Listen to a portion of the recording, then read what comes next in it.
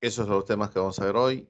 Y ahí está. ¿Qué es la diversidad cultural? La diversidad cultural, cuando hablamos de diversidad cultural, nos referimos a esa multiplicidad, a esa diversidad, a esas distintas formas, a esas múltiples formas que se expresan las culturas,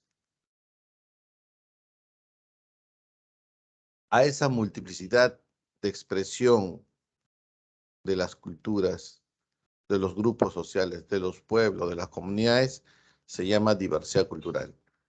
La diversidad cultural viene a estar dada ¿por qué? Por la manifestación de sus convivencias, sus saberes, sus valores, su creación artística, su forma de producción, de distribución, su gastronomía, su lengua. A eso llamamos diversidad cultural. Entonces, la diversidad cultural, ¿qué es, profesor? Es aquella expresión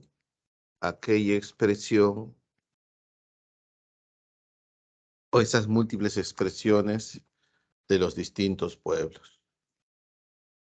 ¿Y qué es cultura? La cultura es la forma en que las sociedades en el tiempo resuelven sus problemas. Entonces, si nosotros analizamos la sociedad peruana, no estamos hablando de una sola nación, ¿no? Nosotros somos varias naciones en un territorio, porque la definición de nación significa un grupo de personas que tienen un pasado en común, ¿no? Costumbres comunes, anhelos comunes, etcétera, etcétera. Entonces, si este es el Perú, que horrible es el yo, pero si este es el Perú pues ha tenido la suerte o la mala suerte, ¿no? De estar en una zona altamente eh, que nos cruza la cordillera y eso hace que altamente que el piso sea agreste, ¿no? Recuerden que la cordillera de los Andes, ¿no? Todo el territorio, casi por toda Sudamérica lo parte, ¿no? En dos. Claro, más para las mesetas a la derecha, ¿no? Entonces el Perú, el suelo peruano es así, más o menos, ¿no? Así. Chile es esto, ¿no? Y lo que divide Chile-Argentina es la cordillera. Pero Perú es Perú y Perú es esto, ¿no? Ceja de selva. Entonces, a ese territorio agreste, ¿qué ha generado en antiguos hombres peruanos? Problemas de desierto en la costa, de suelo agreste en la sierra.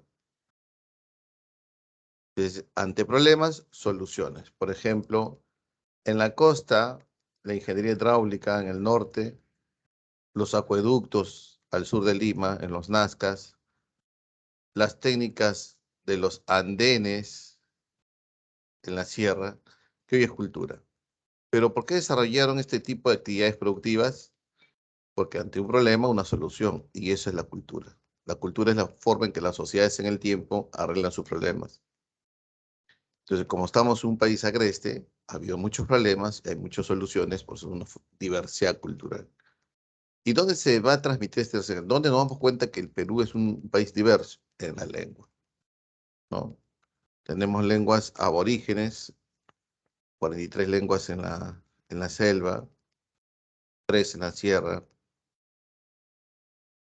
y tanto es así que la Constitución Política del Perú reconoce eso, ¿no? Son idiomas oficiales el castellano, y en las zonas donde predominasen el quechua aymara y demás lenguas aborígenes.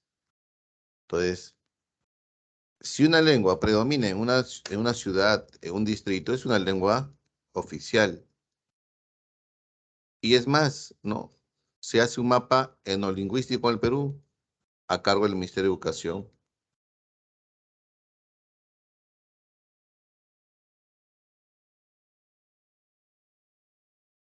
Pues reconoce, ¿no? Que el idioma oficial, aparte del castellano, son las lenguas originarias de las distintas provincias y regiones, ¿no? Y hay un registro nacional de lenguas originarias. Ahora, profesor, que una lengua originaria se convierte en una lengua oficial, ¿cuál es el criterio? El criterio es si es que predomina, ¿no?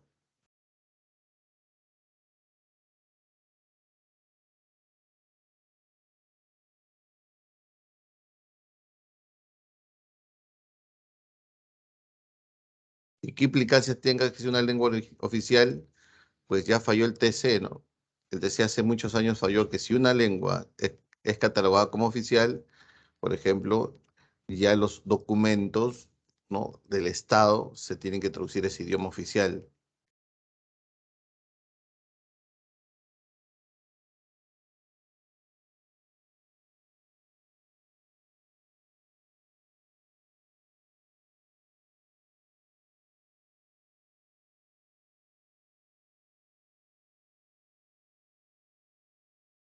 Bien, solamente la lengua es, profesor, no, la religión, la gastronomía, sus técnicas de producción, su forma de distribución. Cuando hablamos de distribución, estamos hablando de su forma de cómo se reparte esa producción, ¿no? Etcétera, etcétera. ¿Ya? Entonces, en resumen, la diversidad cultural es la multiplicidad de esas expresiones de los pueblos, ¿no?, de las sociedades. ¿Y cómo se da esa expresión? A través de la lengua, de la religión, de las costumbres, de su arte, de su folclore, de sus técnicas productivas, de su forma de distribución, de sus valores, de sus creencias, etcétera, etcétera. Somos un país diverso, somos un país diverso. Y como somos diversos, aparece no un problema o un reto, la interculturalidad. ¿Qué es la interculturalidad? La interculturalidad es un proyecto de Estado. Es hacia dónde queremos apuntar como Estado, como país, como nación. Porque significa que como somos un país diverso, las diferentes culturas se interrelacionan en un mismo espacio, ¿no? Y ese disfrute, ese espacio debe ser con respeto, con tolerancia, de apertura, ¿no?, de horizontalidad, de igual a igual, una relación de comunicación, respeto, tolerancia. O sea, las distintas culturas que están en el país a la hora de relacionarse, ¿no?, o de interrelacionarse, deben practicar la interculturalidad. ¿Y qué se entiende por interculturalidad? El respeto mutuo, el igual igual, la horizontalidad de esas relaciones. Pero hay indicios, ¿no?, donde no se da eso, ¿no? Hay discriminación, hay exclusión y etcétera, etcétera. Es por ejemplo un proyecto de Estado. Es más, hay un Ministerio de Cultura y hay un Viceministerio de la Interculturalidad para promover esa política, ¿no?, de respeto, tolerancia, de horizontalidad. Muy bien, entonces dos conceptos claves, ¿ah? La diversidad cultural y la interculturalidad. Muy buenos días, Casey. Siguiente. ¿Qué es la multiculturalidad y qué es la pluriculturalidad? La multiculturalidad, la multiculturalidad es un término que se utiliza más a Norteamérica, ¿no? Canadá y Estados Unidos. ¿Por qué? Porque la multiculturalidad es un concepto parecido a la pluri y que hay una coincidencia entre ambos porque es el reconocimiento a esa diversidad, a esa multiplicidad de expresiones, multipluri, pero la multi implica el reconocimiento a esa diversidad de culturas, a esa diversidad de expresiones, ¿no?, pero que no necesariamente esas distintas culturas se han interconectado, se han interrelacionado. No necesariamente.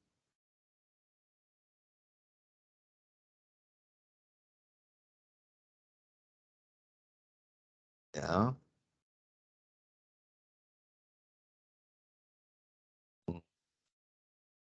¿Cómo es eso? Que no necesariamente. Por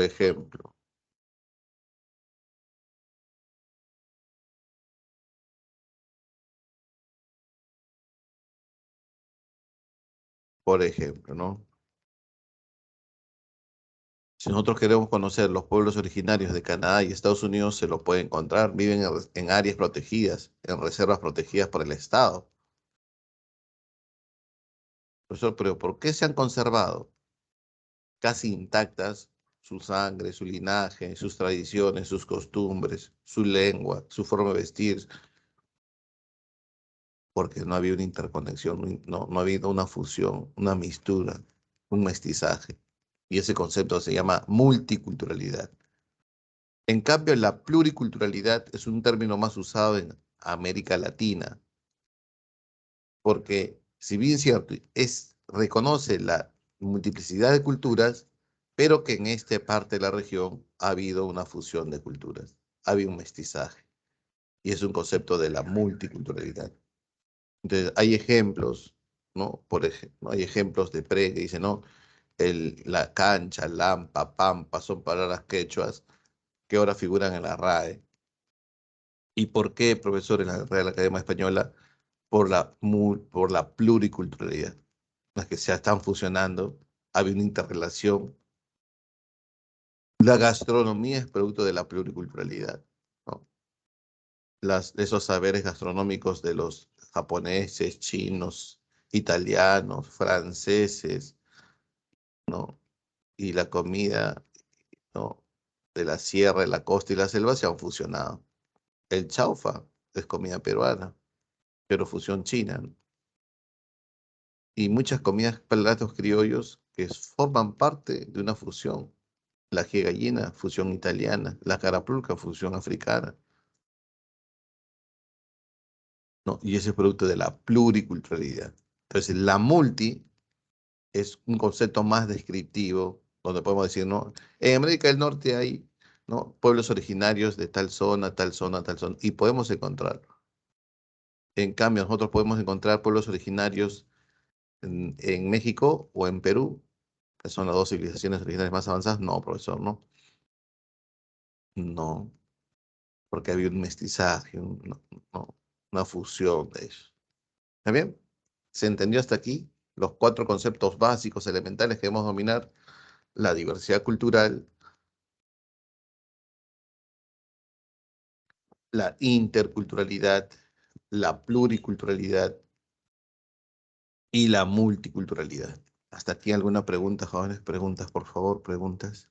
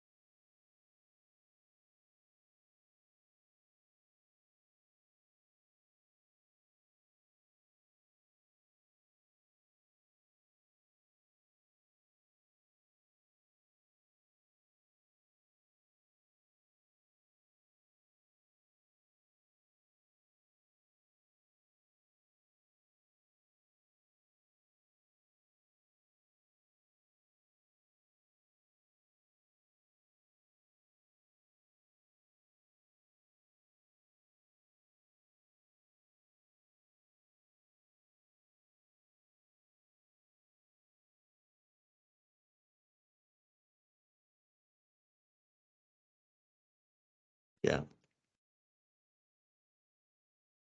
Y ya. Nos preguntan, ¿cuál es la diferencia entre la multi y la pluri? Bien. Primero es la semejanza. Entre la multi y la pluri es el reconocimiento a la multiplicidad de culturas. ¿Está bien? Esa es la semejanza, multi y pluri. Ahora la diferencia, que la multi es un concepto más descriptivo de las distintas culturas que conviven en esa región, pero que no necesariamente han implicado una interrelación, una fusión, una mistura. Por eso, si nosotros queremos conocer los pueblos originarios de Estados Unidos y Canadá, sí lo encontramos y están en aldeas de reservas. Y lo ven en las películas. Pero si tú vienes a América Latina y quieres conocer la dinastía Inca, no lo encuentras. ¿Por qué no, profesor? Porque aquí había una fusión, una mistura. Y eso es la pluriculturalidad. Mientras que la multi no necesariamente implica, no necesariamente implica una fusión, una interrelación entre culturas. En cambio, en América Latina había un concepto de pluriculturalidad que implica la interrelación, intercambio, fusión, mistura, ¿no? Entre las distintas culturas. No solo, ¿no? La europea con las originarias, ¿no? Por eso la pregunta, ¿no? Los ejemplos, ¿no? ¿Por qué palabras quechuas están dentro de la RAE? ¿Por qué la gastronomía peruana es tan rica como la mexicana? ¿Mm? ¿Por qué? Porque es tan diversa. Se dice que hay, porque, por eso, porque en Perú ha habido migración, pues, ¿no? Española, italiana, china, francesa,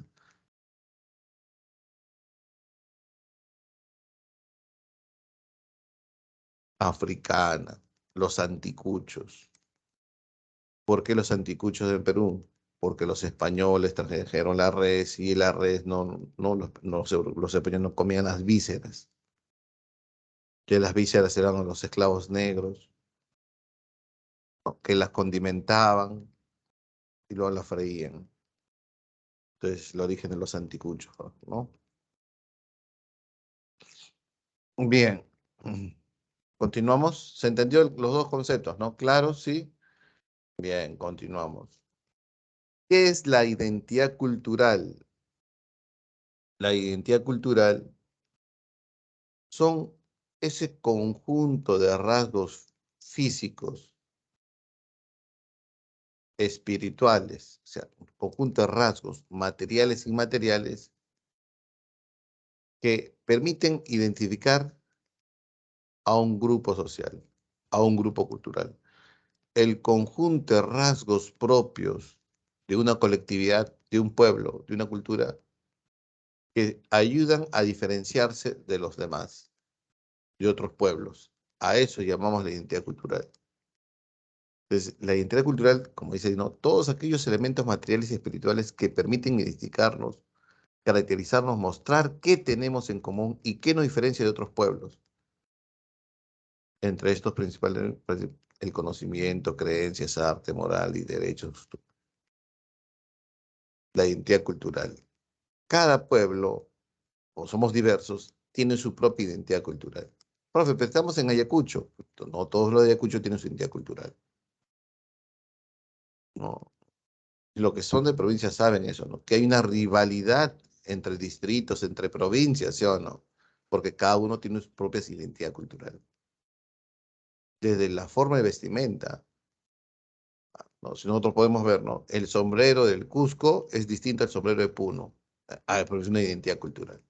El huayno de Lima, provincia, es distinto al huayno de Cajamarca. ¿No? Sí, profesor. Es más, el ceviche de Trujillo quizás sea distinto al ceviche de Lambayeque. La causa es distinta a la causa limeña que la causa chiclayana. Entonces, ¿no? Las creencias, las tradiciones, las religiones son distintas en distintas regiones. Cuando uno va a a la sierra, ¿no? Te hablan del cauqui, ¿no? Del cauqui, de un duendecito, ¿cómo se llama ese duendecito? Que siempre se esconde donde hay tesoros, esa es su tradición, ¿no? Es su forma de pensamiento, ¿sí o no? No me recuerdo cómo se llama ese duendecito. El Muki, ¿no? Siempre hablan del Muki, ¿no? No sé si usted radio de turismo, ¿no? A la selva central y cuando estás pasando los Andes y llegando a la selva central te comienzan a hablar del Muki. Profe, esa es una forma de creencia, sí, pero yo no sé si hablarán de Muki en Piura o en Tacna. No sé. Entonces, ¿qué es la identidad cultural? La identidad cultural es el conjunto de rasgos propios, ya sea físicos o espirituales, materiales o inmateriales, que caracterizan a un grupo colectivo y nos permiten diferenciar o permiten diferenciar de otro grupo colectivo. la identidad cultural. Y esa identidad cultural es cambiante en el tiempo, es dinámica, sí, no. Sí. Por ejemplo, y ese es a modo de sátira, de chiste, ¿no? De repente viene, y hay parodias, ustedes se pueden ver, ¿no? En los cómicos ambulantes, que viene el andino, ¿no? Con su identidad cultural, ¿no? Con ojotas, con pollera, llega a Lima, quiere aprender inglés, escucha otro tipo de música, se convierte en emo, se convierte qué sé yo, que ha perdido su esencia, su identidad cultural. No es que, profe, hay que evolucionar, profe, ¿no? Antes era silvestre, ahora ya soy del mundo capitalino. Entonces, a ese conjunto de rasgos propios, que puede ser mi creencia, mi idioma, mi vestimenta, mi religión, mis formas, mis valores, se llama identidad cultural. ¿Ya? Bien. ¿Hasta aquí alguna pregunta?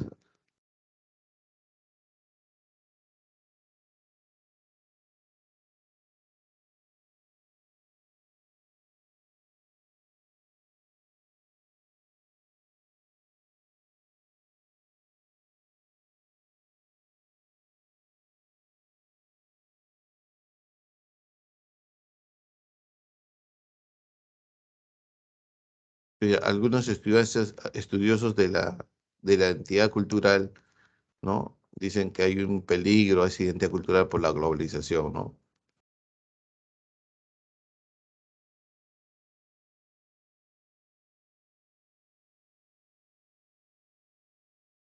Sí, porque cuando uno va a la selva central y ve, ¿no? Los refugios de los lugares donde viven los Bora Bora, los Ashánicas, ya tienen ya acceso a radios, ¿no?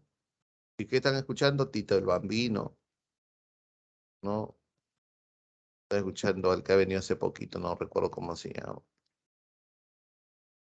Bien, todo claro, vamos continuando. ¿Y qué es la peruanidad? Mira cuántos conceptos que vamos a manejar, ¿ah? Primero fue la diversidad cultural, luego la interculturalidad, luego la multiculturalidad, luego la pluriculturalidad, luego la identidad cultural. Ahora vamos a hablar de la peruanidad, ¿ya? Aunque dice peruanidad, ¿no? Debe decir peruanidad.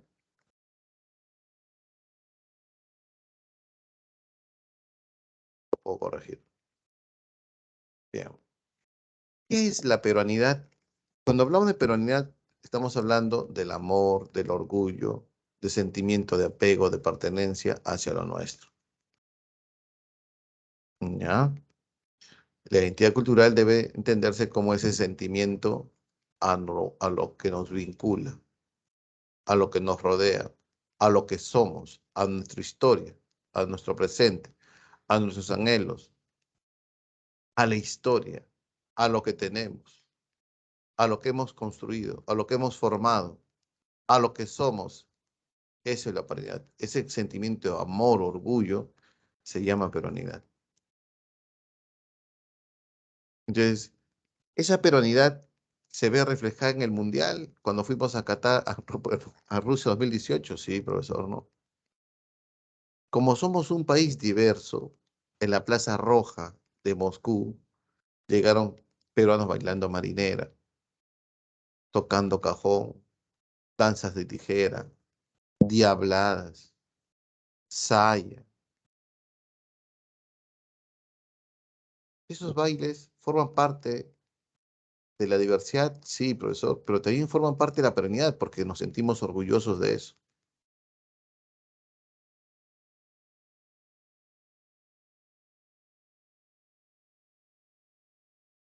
Entonces, la perenidad que es ese sentimiento a la identidad, sentimiento al amor, a lo que somos. ¿Y cuáles son los aspectos que fortalecen, que promueven, que se fundamenta la peronidad? La historia, dice, ¿no? Dice, la historia de nuestra patria es una sola. En consecuencia, es necesario revalorar la acción del hombre peruano a través de la historia. Del Tahuantinsuyo y mucho antes, ¿no? De los preincas, ¿no? De los chavín, de los mochicas, de los nazcas. revalorar eso. Dos, reconocimiento del valor que tienen las ciudades fundadas en el Perú, pre y post colombino, del Cusco, Cajamarca, Arequipa. Considerar y revalorar los idiomas de nuestros antepasados es importantísimo. ¿Por qué? Porque si no revaloramos, ¿no? Estaría en peligro de extinción. Porque la revalorización significa que yo me siento orgulloso de él, no es que la perenidad, ¿no? Como me siento orgulloso de que sé hablar un idioma originario, lo transmito a mis hijos a mis nietos y así. Y el idioma se conserva en el tiempo. Pero si yo tengo vergüenza o he sentido discriminación por hablar un idioma originario, entonces no lo voy a enseñar a mis hijos no van a enseñar a mis nietos y el idioma comienza a terminarse.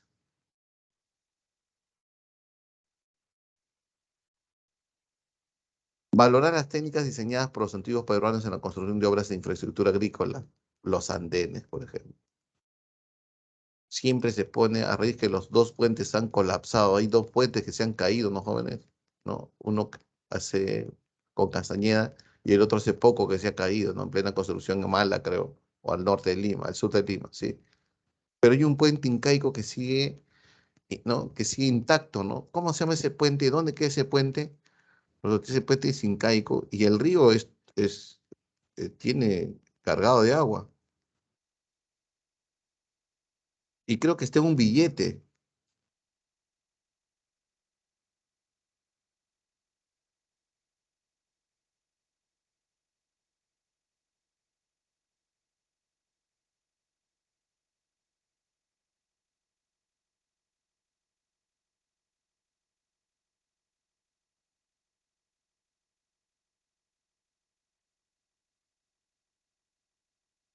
Bien. Entonces, eso es. Siguiente. Revalorar las técnicas agrícolas, no solamente en los andenes, sino también los acueductos de ingeniería hidráulica en el norte. Incorporar el concepto de la valoración de las manifestaciones folclóricas autóctonas y que las surgieron producto del mestizaje, practicándolas y difundiéndolas sin discriminación. Es importante, ¿no? Valoración de las manifestaciones folclóricas autóctonas y las que surgieron producto del mestizaje, la marinera, sin discriminación de la otra. O sea, un colegio público o privado no podemos, ¿no? Decir, ah, ya vamos a hacer día del folclore, ya, por si acaso, pura marinera. Pero yo voy a los guaylas, danza y tijera. Ujú, ahí dice, no, difundirle sin discriminación. Incorporar el concepto de interculturalidad. Incorporar el concepto de interculturalidad. Ah, ya, o sea, reconocer que todos somos iguales, que todos los pueblos originarios son iguales, que todos los grupos sociales, al margen de su procedencia, su idioma, su religión, somos iguales. Y que el trato debe ser igualitario, de horizontalidad, e incorporar a la vida nacional a los millones de peruanos que, organizados en comunidades campesinas y nativas, pueblan el territorio alejados de los beneficios que otorga la civilización. Qué feo suena, ¿no? Que otorga la civilización. O sea, decir a ellos también, ustedes son peruanos. Y aquí está el Estado, ¿no? Con su presencia. Aquí hay una posta médica, aquí hay una escuela pública, aquí hay una carretera que une tu producción con tu mercado.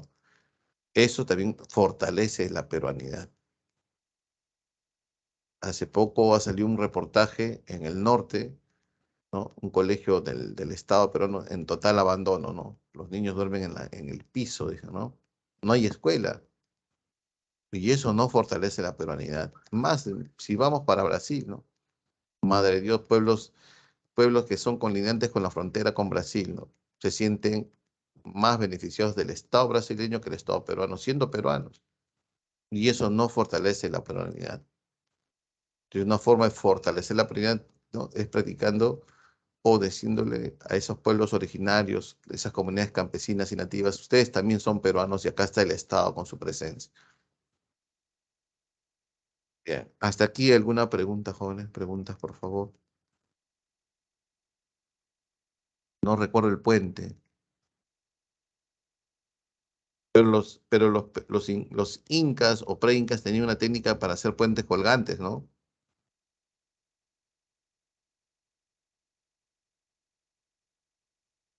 El Quechuanca es un puente colgante. Hay un puente de piedra, por se llama Puente Piedra. ¿Por qué? Porque ese distrito, porque hay un puente de piedra pre-inca.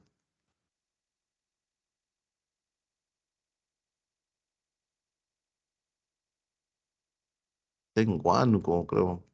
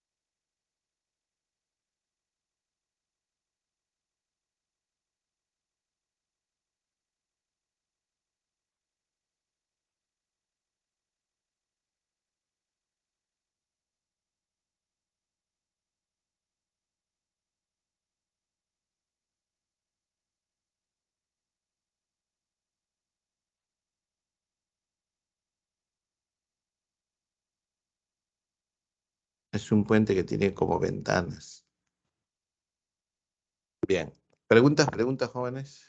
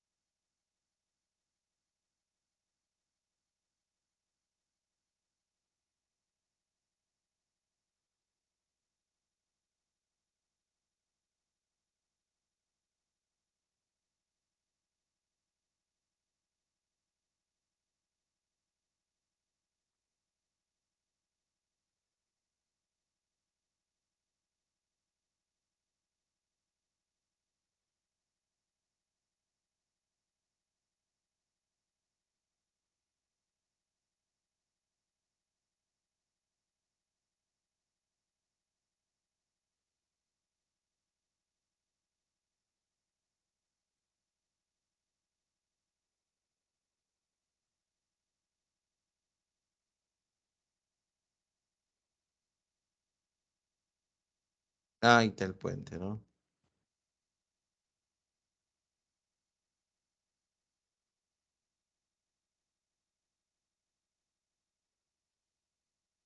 ¿Cómo lo encontraron rápido?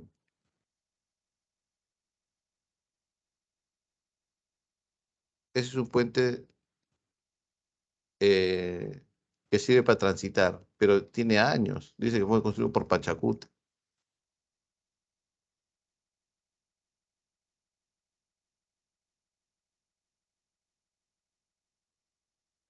Dice, ¿qué diferencia hay entre nacionalidad nacionalismo es una tendencia política, ¿no?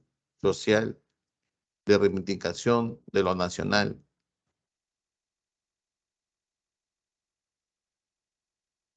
Hay partidos nacionalistas, ¿no? Eso lo ven en los partidos europeos antes de la antes de la guerra mundial.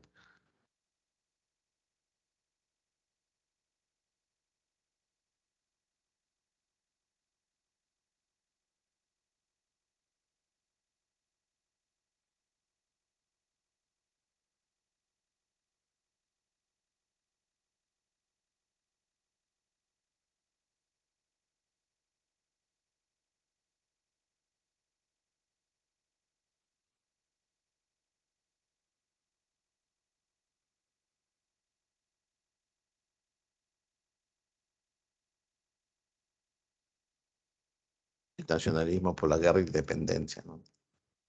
Son momentos políticos, sociopolíticos. Que me la es todo un conjunto de amor, de sentimiento, orgullo a lo que somos, lo que tenemos. Bien, vamos a continuar, jóvenes. A ver, pregunta de examen de admisión, ¿qué marcaríamos con respecto al tema que hemos tocado? A ver, hoy un minuto, 2 minutos, como es pregunta de examen de admisión, es más pesado. A ver. Marquemos, por favor.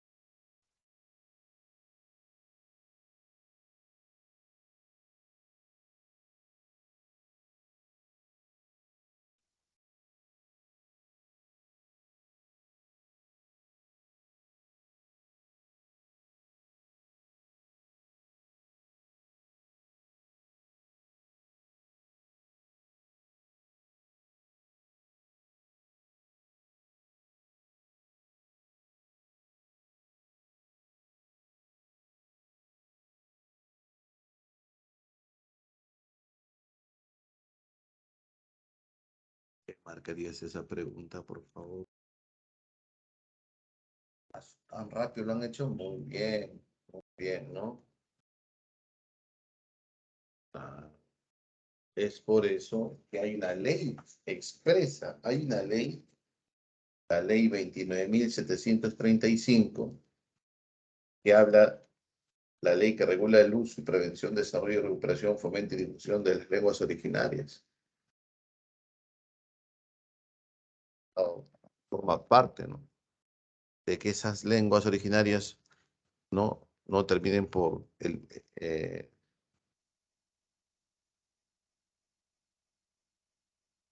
hay dos, tres idiomas o lenguas originarias que están perdidas de extinción, porque lo hablan los ancianos. ¿Y por qué no aprendieron los hijos? Por la exclusión, por la discriminación. El Perú también tiene que proteger sus lenguas originarias. Muy bien, enano. Perfecto. Ahora vamos a lo que es la ciudadanía, ¿ya? Bien. Vamos a hablar un poquito de la ciudadanía, no es de ciudadanía, sino pues cómo esto está relacionado con el derecho al voto y el derecho al voto, y el derecho de elegir y ser elegido, y entonces partidos políticos. ¿Qué son las elecciones? Le hemos tenido elecciones hace poco en octubre. Constituye un instrumento clave para la democracia, dice, ¿no? Porque gracias a las elecciones vamos a elegir a quién, a nuestros gobernantes. ¿A quién elegimos? Al presidente de la República, al Congreso de la República y al Parlamento andino también. Elecciones regionales, elecciones municipales, elecciones de jueces, en este caso el juez de paz, y la consulta popular, que es la revocatoria, referéndum y revocatoria de autoridades. Con respecto a las primeras, A, B, C, D, a esto se les conoce como elecciones generales. Y estas elecciones generales tienen que ser convocadas por el presidente de la República. Una de sus atribuciones del presidente de la República, artículo 118, es convocar elecciones generales. ¿Y eso qué significa? Convocar elecciones presidenciales, parlamentarias y también con el Parlamento andino, regionales y municipales. ¿Y quién convoca a elecciones de referéndum, perdón, a consulta popular de referéndum y revocatorias? El Jurado Nacional de Elecciones. Bien.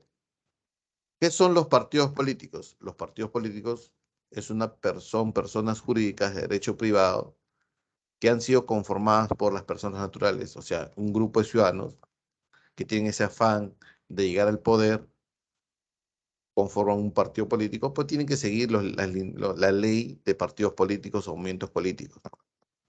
Hay todo un protocolo, unos pasos a seguir para formar a esa persona pública de derecho privado que se llaman partidos políticos.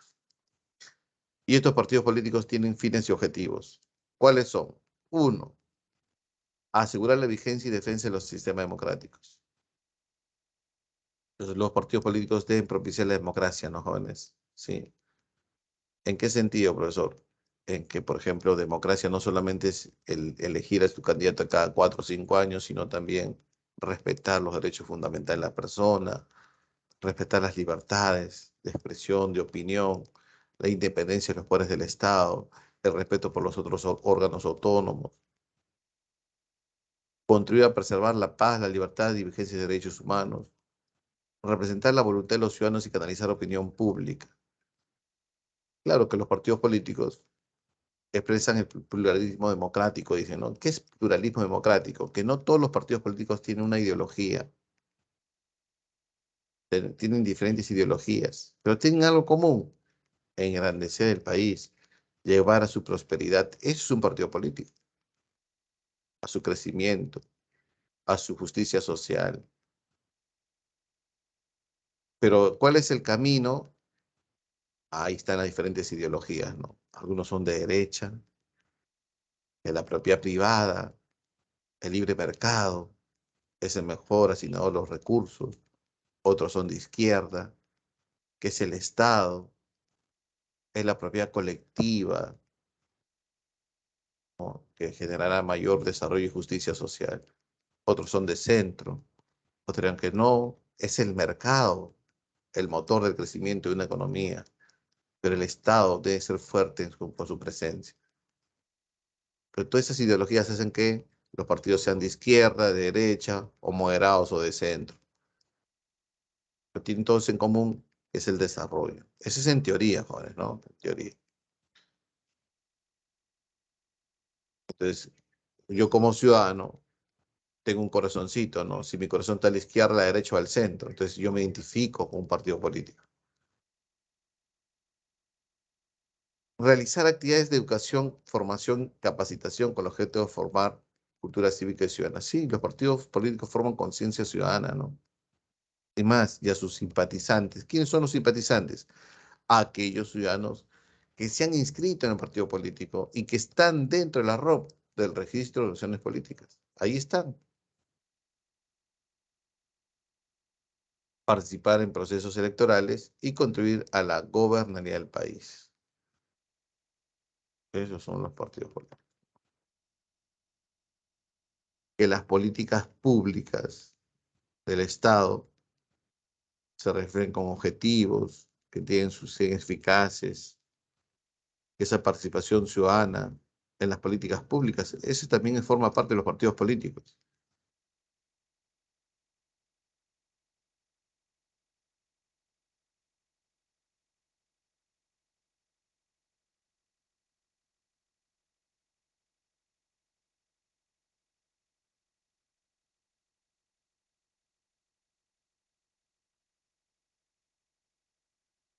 Bien.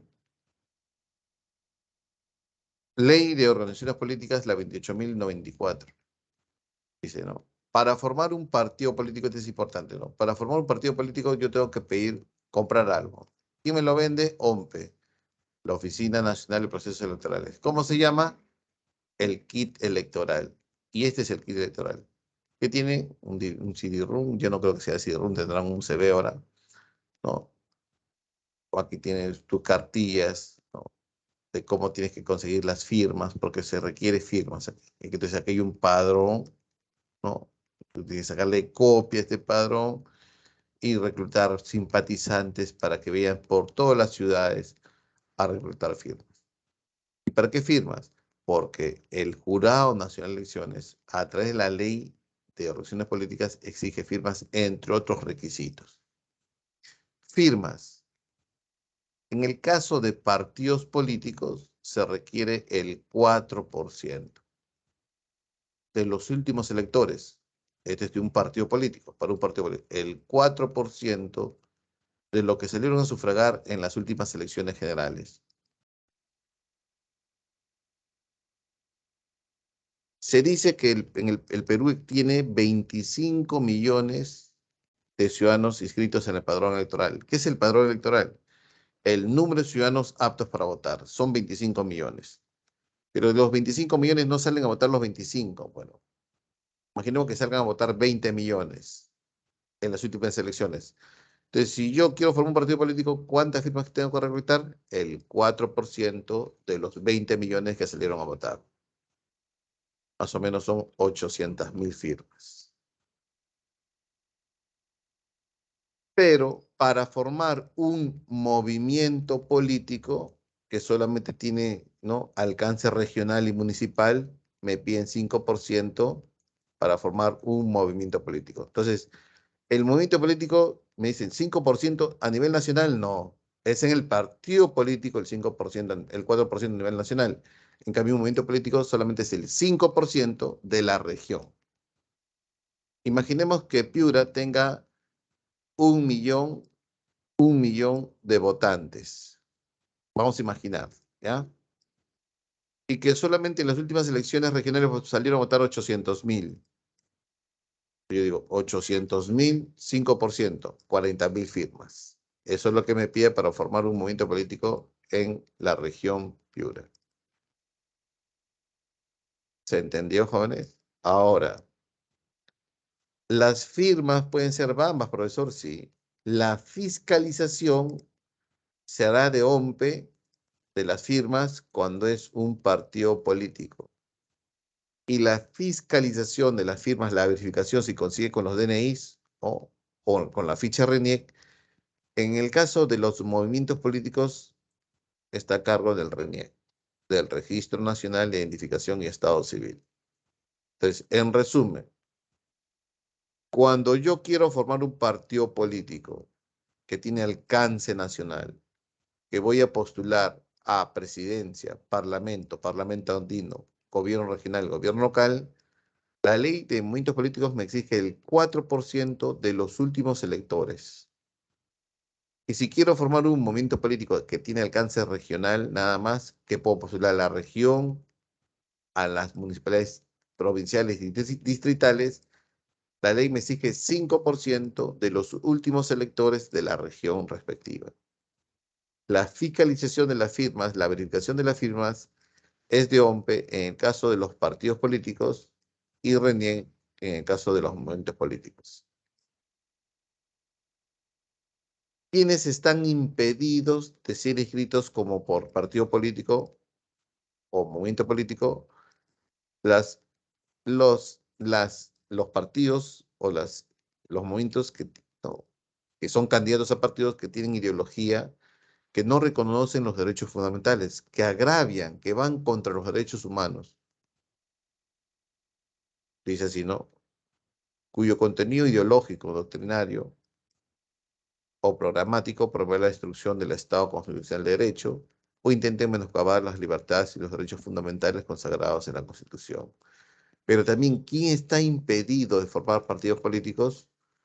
Los sentenciados por terrorismo, narcotráfico, por corrupción, por lavado de activos, los violadores también están impedidos de formar partidos políticos. Profesor, pero pagaron sus penas. No, el terrorista ya no es terrorista porque estuvo 25 años preso. Igual sigue formando, igual se le va a impedir. Ahora hay un proyecto de ley presentado por un congresista de la República que se va a discutir pronto, eso sí se va a discutir pronto, donde el proyecto de ley consiste en que los sentenciados por crimen no puedan formar partidos políticos. ¿Y por qué ese proyecto de ley? A ver, los sentenciados por crimen, ¿por qué no van a formar partidos políticos? ¿A quién se le quiere cerrar el paso?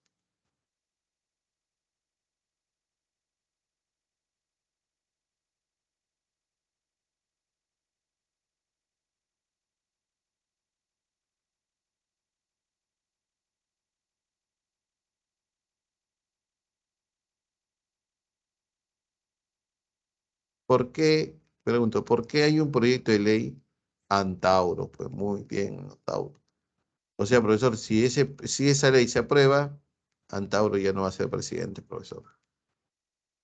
Esa ley anti-Antauro.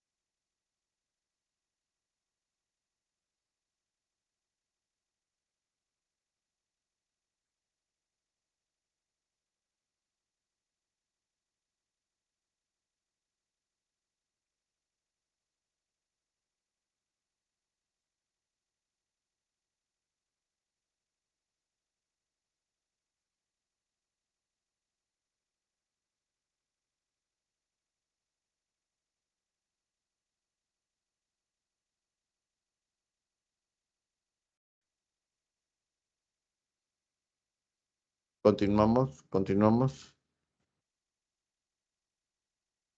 Alianzas y fusiones. Ya.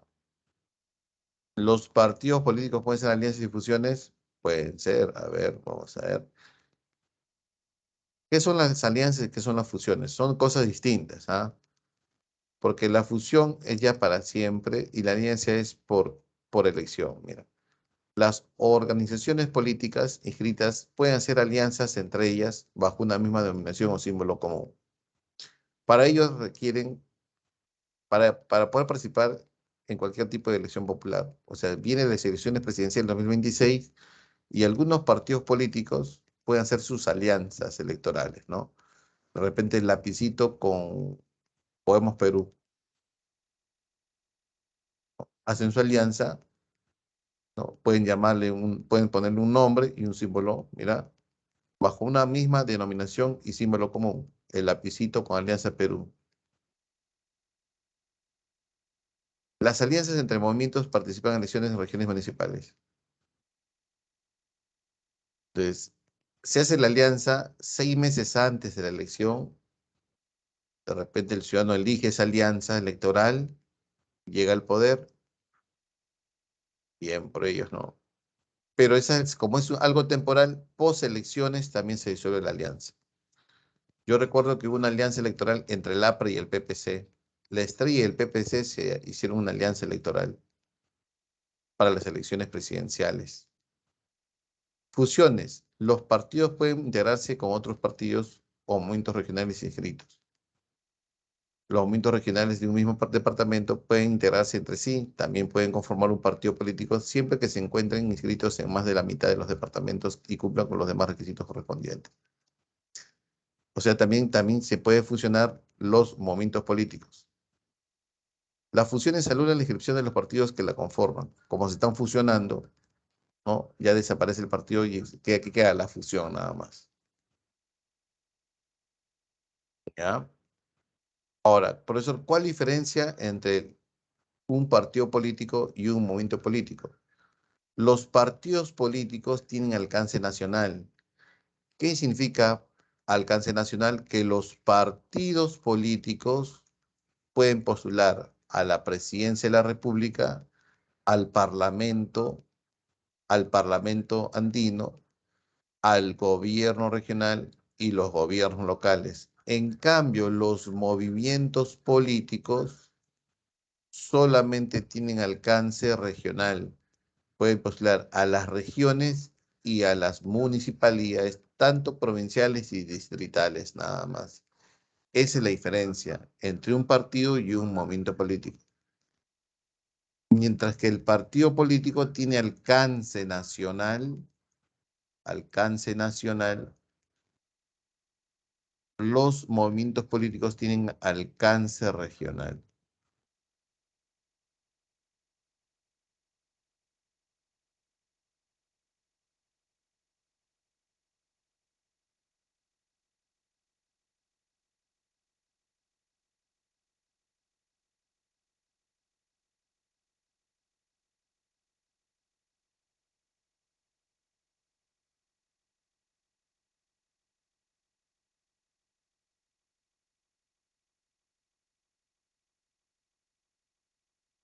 ¿Ya? ¿Se entendió hasta ahí? ¿Se entendió? Ahora, cuando yo ya cumplí con todos los requisitos para inscribir mi partido político o movimiento político, se inscribe en el ROP, ¿no? En el registro de organizaciones políticas que pertenece al Jurado Nacional de Elecciones. Aparte, las firmas piden más requisitos, personas técnicos legales, ¿no? Por ejemplo, tener el acta de fundación, el acta de fundación de ese ideario, el símbolo, la ideología, etcétera, etcétera. ¿Está bien? Pero ya tengo el partido político ya, y se aproximan las elecciones. Faltan 10 meses. Entonces, ¿qué hacen los partidos políticos? La ley exige la democracia interna. ¿Y qué es la democracia interna de la ley? Dice que como los partidos políticos aspiran al poder, forman su plancha presidencial. Y la plancha presidencial está compuesta por un candidato a ser presidente, uno candidato a ser presidente y dos candidatos para la vicepresidencia, ¿sí o no? Y también forman la plancha congresal. Eligen a 130 candidatos para el Congreso. Y si es que se acerca, ¿no?, el momento, la elección regional y municipal, lo mismo. Entonces uno se pregunta, profesor, ¿y quién elige estos candidatos? La ley exige la democracia interna. O sea, de los propios simpatizantes se eligen.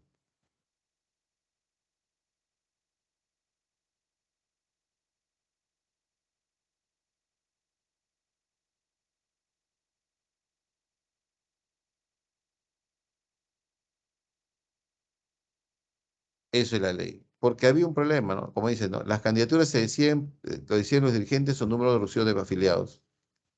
Ahora ya no.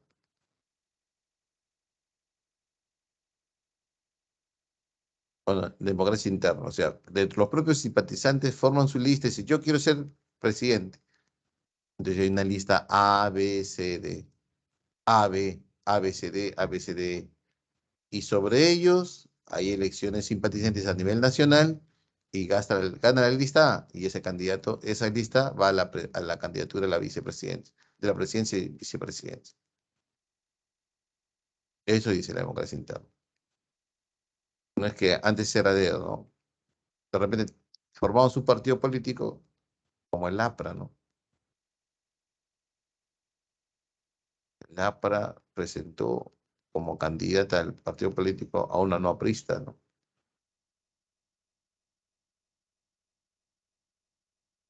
Mientras las bases se reclamaban.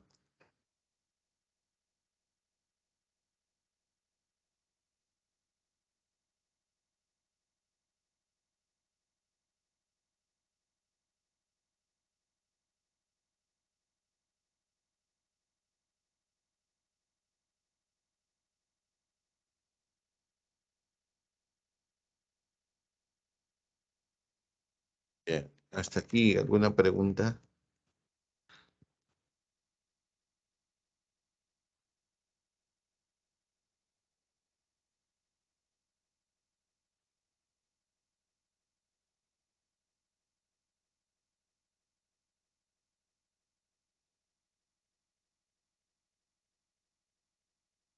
Ahora, también se reclamaba mucho sobre la mayoría de los candidatos al Congreso y a la presidencia eran varones.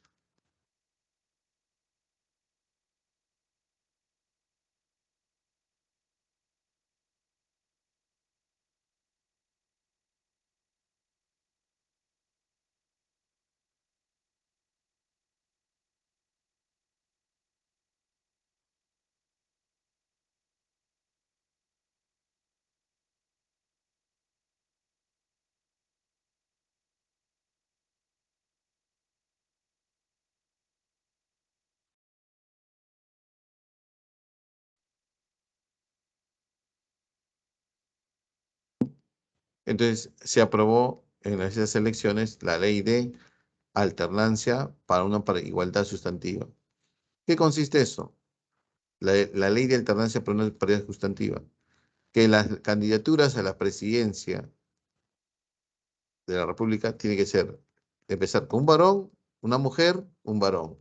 Si empieza con una mujer, un varón y una mujer. Profe, ¿cómo es eso? Si la candidata es mujer a la presidencia, el vicepresidente es varón y la segunda vicepresidenta es mujer. Si el candidato a la presidencia es varón, la primera vicepresidenta es mujer y el segundo vicepresidente es varón. Así de sencillo. Igual en el Congreso, si el candidato empieza con mujer, mujer, varón, mujer, varón, mujer, varón. La lista número uno es mujer, la lista número dos varón, la lista número tres mujer y así. Con eso es que te aseguras 50% mujeres, 50% varones.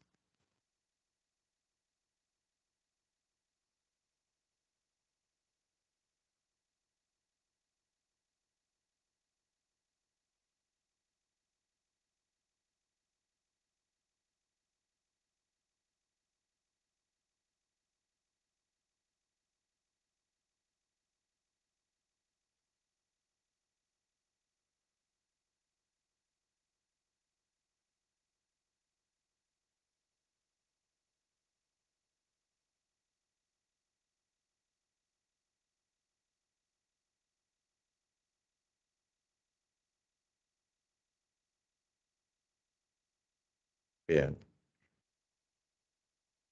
¿Han entendido?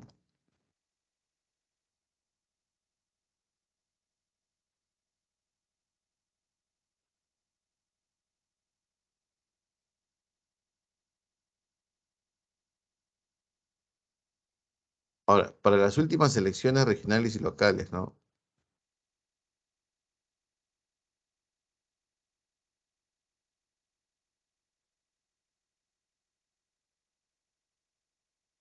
Creo que aquí no se aplicó.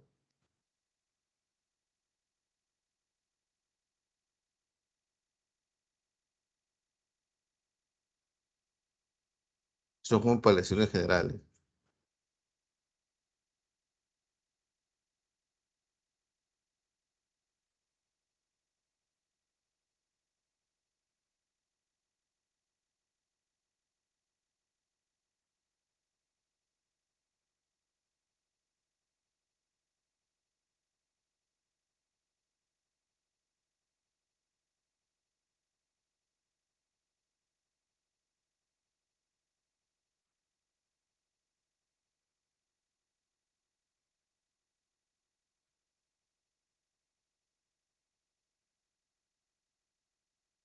A ver, leo, ¿ya? Para que entiendan mejor. Los candidatos a la presidencia, vicepresidencia de la República, sean o un partido político, agrupación independiente o alianza, solicitan la inscripción en una sola y misma fórmula, la cual debe incluir por lo menos a una mujer o a un varón en su conformación, ubicados intercaladamente de la siguiente manera: una mujer, un hombre, una mujer, o un hombre, una mujer o un hombre. Eso es en la vicepresidencia, ¿no? En la presidencia y vicepresidencia. Las listas de los candidatos del Congreso de la República y el Parlamento andino en las elecciones generales se determinan de la siguiente manera: postulación en elecciones internas o primarias. En las elecciones internas o elecciones primarias, los candidatos postulan la siguiente en forma individual. El conjunto de los candidatos están compuestos por el 50% mujeres y por el 50% varones.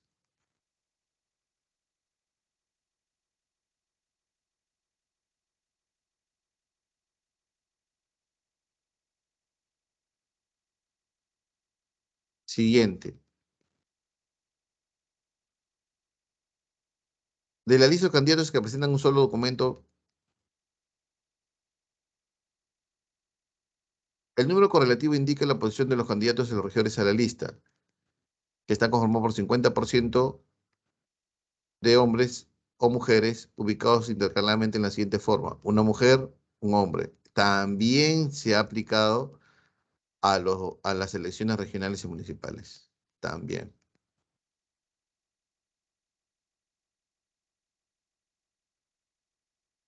Es un poco complejo, ¿no? Porque es 50-50, pero dentro de esos 50% varones o 50% mujeres hay escalas, ¿no? Porque hay una cuota por edades. Eso ya es algo complejo de explicar, ¿no? 29 años de edad, 25 años de edad, etcétera, etcétera. Sí, entonces la respuesta es sí. También esa misma fórmula de la ley de alternancia y paridad sustantiva también se dijo, se aplica. 50% mujeres, 50% varones. Profesor, en municipalidad hay 15 regidores, ya. Los 15 regidores son la mitad varón, la mitad mujer. Profe, ¿alguien que partir? Sí, hay que partir. Entonces, yo imagino que hay 14, 7, 7. Pero esos 7 candidatos de mujeres o de varones, no todos pasan los 50, sino también hay una estrato de edades, ¿no? ¿Cuántos candidatos deben ser menores a 29 años? ¿Cuántos candidatos son menores a 29 años? Es la edad para hacia abajo. Hay un porcentaje ahí.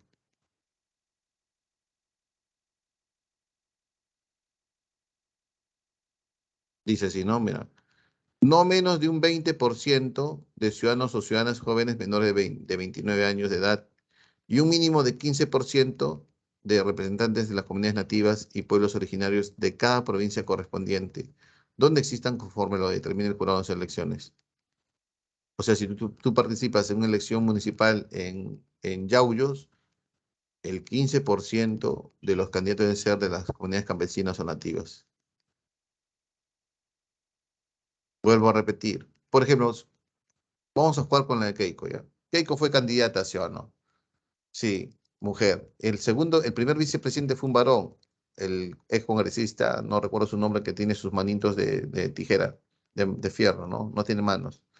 Y la segunda vicepresidenta es Patricia Juárez, congresista de la República, ¿ves? Vamos a jugar con Pedro Castillo. Pedro Castillo, varón, candidato. ¿Y quién es la primera vicepresidenta? Una mujer. ¿Y quién fue el candidato a la segunda vicepresidenta? Un varón, pero que lo han sacado de su contienda porque tenía sentencia judicial. Estamos hablando de Berenice Ron. Igual en la lista congresal, si arrancamos con la mujer, número uno, el segundo es varón, la mujer es tercera, el cuarto es varón y así. Eso es lo que se ha aprobado a nivel nacional y regional y local. Muy bien, continuamos. Financiamiento de los partidos políticos. ¿Quién financia los partidos políticos? Distintas fuentes tienen financiamiento en partidos políticos privados. ¿Y quién tiene que fiscalizar? OMPE. OMPE fiscaliza el financiamiento privado de los partidos políticos.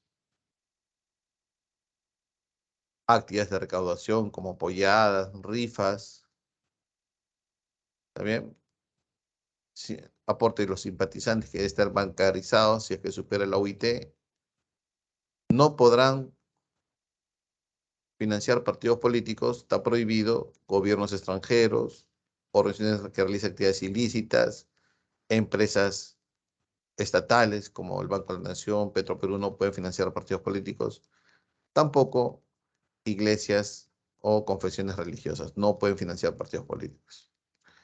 El financiamiento público lo hace el Estado y lo hace de manera directa e indirecta. ¿Cómo es de manera indirecta? El financiamiento público de los partidos políticos lo hace a través de indirecta, a través de los medios de comunicación cuando hay la franja electoral. Profe, esa franja electoral, ¿quién lo paga? El Estado a favor de los partidos políticos o movimientos políticos. Y el financiamiento directo que hace el Estado al partido político es que el partido político recibe dinero directo del Estado siempre y cuando tenga representación en el Congreso. Si mi partido político tiene congresistas electos dentro del Parlamento, yo recibo un financiamiento directo del Estado para capacitaciones, para investigación, ¿no? Para el pago de los alquileres del local, ¿no? Ese funcionamiento de la educación. El financiamiento puede ser directo e indirecto. Muy bien. Cuando hay elecciones generales, ¿no? Los partidos políticos tienen que pasar la valla electoral. ¿Qué es la valla electoral? El porcentaje mínimo que deben sacar para conservar su inscripción en el registro de organizaciones políticas. ¿Y cuál es el porcentaje mínimo? El 5%. Profesor, ¿pero qué pasa si un partido se va con alianza? Claro, si hay una alianza, sería 5 más 1%. Profe, pero si es una alianza de 3, sería 5 más 1 más 1. O sea, ya sería ¿cuánto? Un 7%. O sea, si el PPC hace una alianza electoral con Fuerza Popular y este trigo serían 3, ¿no? 3 partidos. Haría una alianza de 3. Sería 5 más 1 más 1. Si el PPC va con Fuerza Popular solamente sería 5 más 1, 6%. Entonces, si este PPC no pasa el 5%, como no ha pasado en las últimas elecciones presidenciales, entonces sale la ropa y tendría que volver a poner, ¿no? A pasar por toda esa etapa administrativa de recolectar firmas, ¿no? Y conformar de nuevo el partido político. Pero también, si es que ese partido político logra poner 6 congresistas en 2 distritos electorales, por ejemplo, 3 en Lima y 3 en el Callao, conserva su inscripción política.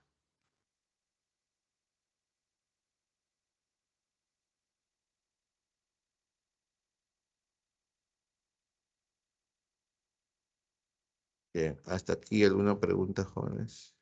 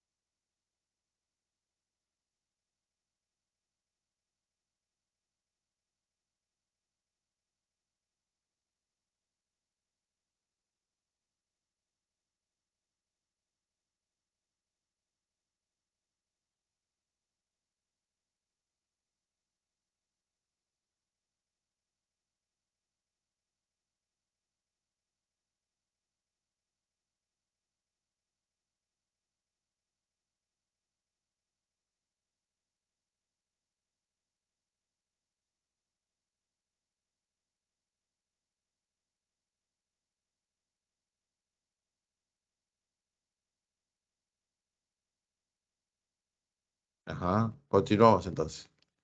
De las dádivas, ¿ya? De las dádivas. Miren, las dádivas están permitidas en las campañas electorales. ¿Qué es dádivas? Regalos. Los regalos están regulados por la ley de organizaciones políticas. Están permitidos los regalos, pero hay un tope, jóvenes, ¿no?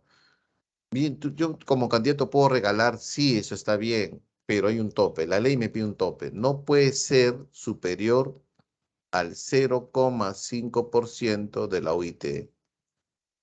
Si yo regalo por encima de eso, ya fui, ya, me pueden tachar. La OIT es 4.600 este año. El 0,5% sería 23 soles. Si yo regalo algo superior a 23 soles, ya estoy infringiendo la ley de partidos políticos y me pueden tachar. ¿Está bien? ¿Se entiende? Es el 0,5% del OIT. Si la OIT mañana, el siguiente año es 5.000, es 25 soles. ¿Está bien? A ver, de las tachas. ¿Qué es la tacha?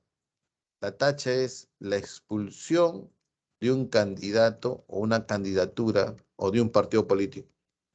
Y la tacha es por infringir la ley electoral, la ley de partidos políticos. Uno de ellos fue el moradito, ¿cómo se llama? Ni me acuerdo ya, el moradito, no, que fue tachado en 2016, no, estaba punteando en las elecciones, pero por democracia interna. Su candidatura no fue elegida por democracia interna, no cumplió la ley electoral. Segunda tacha, la de Acuña, que en el propio 2016 también fue tachado. ¿Por qué? Motivo, por dádiva. Regaló $8.000 a un mercado para construcción de un muro de contención en Chosica. Pues superó ¿no? La UIT, ¿no? Y etcétera, etcétera, ¿no? Por eso tachan los candidatos, ¿está bien? Por infringir la ley electoral. Entonces, las dádivas están prohibidas en la medida en que supera el 0,5% de la OIT.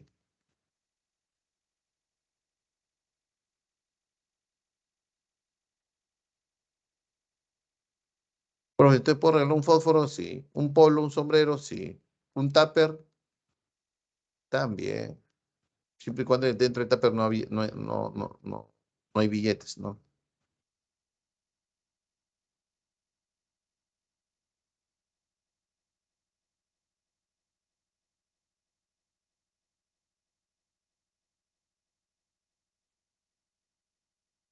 Profe, si me regalan una canasta que más o menos lo valoricé en 50 soles, están infringiendo la ley electoral.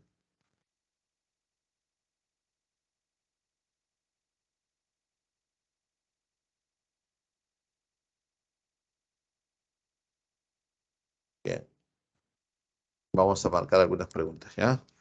Marquemos, por favor. Uno dice, identifique los aspectos que han favorecido la formación de diversidad cultural en el país. La existencia de sociedades en una diversidad geográfica regional. La existencia de sociedades de diversidad en una... Claro, sí, ¿no?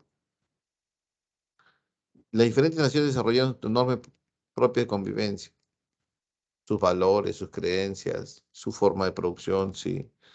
La denominación del castellano como idioma oficial, no necesariamente, ¿no? Son idiomas oficiales el castellano y las zonas predominen las demás lenguas aborígenes, ¿no?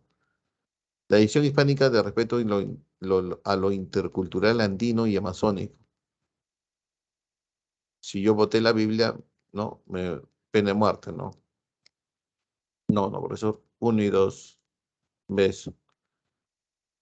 Con respecto a las comunidades nativas y campesinas, la ley reconoce, en la propia Constitución los reconoce, jóvenes.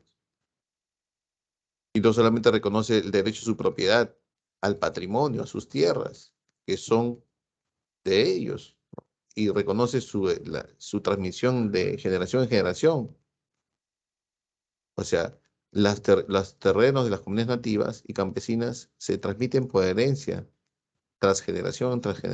Eso lo reconoce quién, la propia Constitución, y son inalienables, o sea, no pueden ser objeto de arrebato.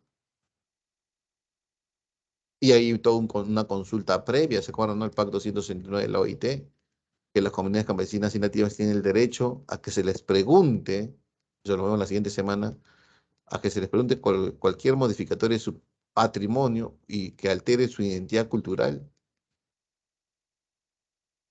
Las comunidades nativas representan una forma de organización colectiva verdadero. El Estado peruano solo garantiza el reconocimiento de su identidad, no, su patrimonio también falso. Las comunidades campesinas son organizaciones de interés privado, falso, interés público. Ambas comunidades son reconocidas legalmente por el Estado peruano, verdadero. Avión. 3 y 4.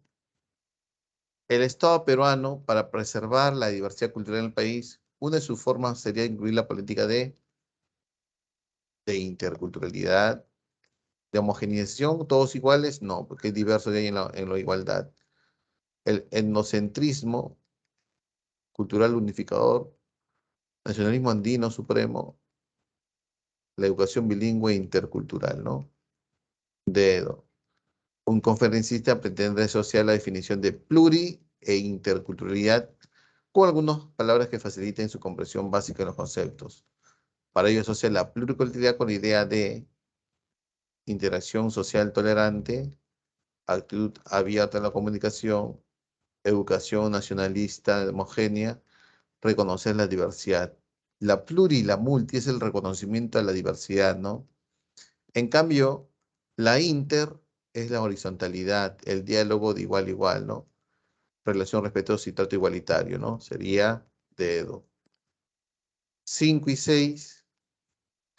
Un grupo de ciudadanos desea inscribir un movimiento político regional para participar en las elecciones 2022. Determina el valor falso. A ver, si es un movimiento político, ¿cuánto se requiere? El 4%, perdón, es el 5% de los últimos electores, ¿sí o no? Acá dice 0,1%.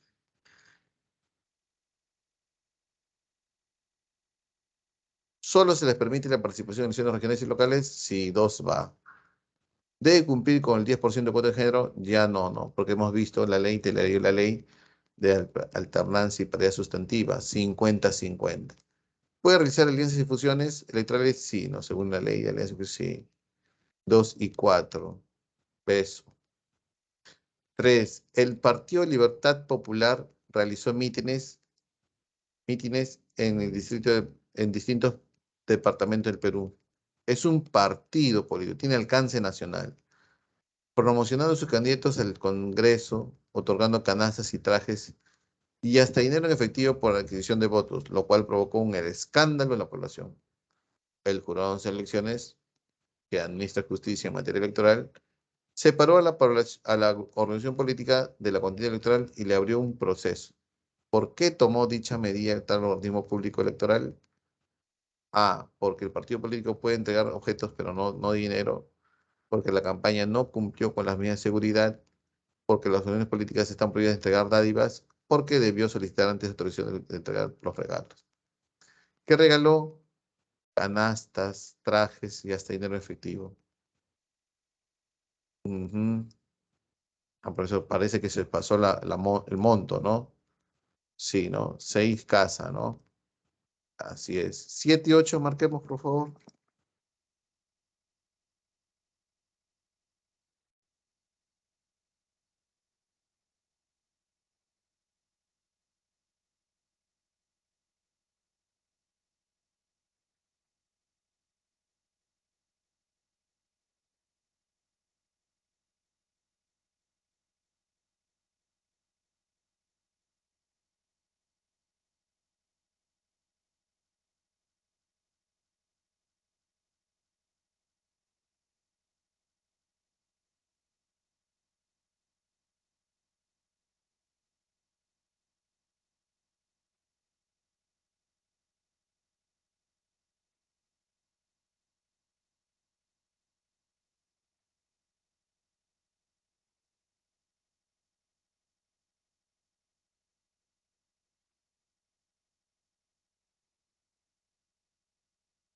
Los partidos políticos expresan el pluralismo democrático y manifiestan la voluntad popular en los procesos electorales, donde la ciudadanía, a través de estos, es partícipe de la política nacional, identifica en los enunciados correctos que guardan relación con los fines y objetivos de los partidos políticos. Garantizar el cumplimiento de los derechos humanos exclusivamente de la población originaria de Perú, exclusivamente no. Preservar la participación de los ciudadanos en asuntos políticos a través de canales democráticos, ser la escucha y oído y voz de los ciudadanos, canaliza la voz del pueblo, sí, puede ser. Promover a los jóvenes espíritu cívico y democrático, sí. Asegurar la imposición de las propuestas, no, no. 2 y 3, avión. El conflicto sucedió en Bagua el año 2009, puso en evidencia el abuso del poder y discriminación de las principales autoridades hacia los pueblos indígenas.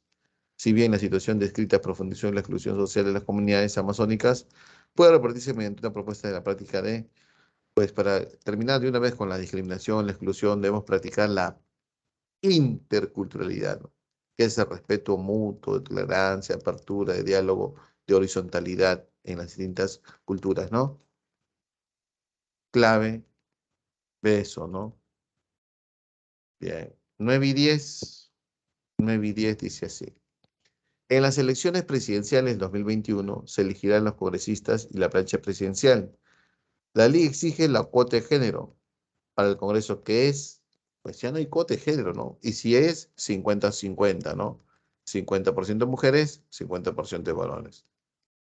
La ley de alternancia y paridad sustantiva, que se también está aplicando en las regiones y a las alcaldías. 10.